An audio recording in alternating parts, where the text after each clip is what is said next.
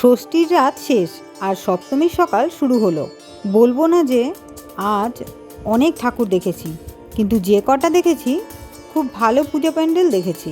গৌরবের শরীর খারাপ থাকায় মেয়ের হাত ধরে একাই বেরিয়ে পড়েছিলাম। এখন আমরা পূজা প্যান্ডেলের ভিতরে ঢুকছি। প্যান্ডেলের আউটসাইডের ডিজাইন, কালার দুটোই খুব সুন্দর হয়েছে, কিন্তু ইনসাইডে নিয়ন কালারের লাইট ব্যবহার করায় আলোটা খুব চোখে লাগছে। আর লাইটের কারণে ফটোগ্রাফি, ভিডিওগ্রাফি করতে খুব অসুবিধা হচ্ছে। ইনসাইডের ডিজাইনটা খুবই সুন্দর, খালি চোখে বোঝা গেলেও ফটোতে বা ভিডিওতে ভালো আসছে না। তবুও যতটা সম্ভব আপনাদেরকে দেখানোর চেষ্টা করলাম।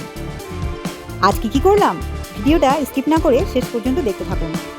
ঠাকুর দেখলাম, মেলা ঘুরলাম, মেয়েকে আইসক্রিম দিলাম, আর সবার শেষে বাড়ির সবার জন্য জিলিপি আর গজা নিয়ে বাড়ি ফিরলাম। আর কি, আপাতত এইটুকুই। দেখা হচ্ছে নেক্সট ভিডিওতে। টাটা।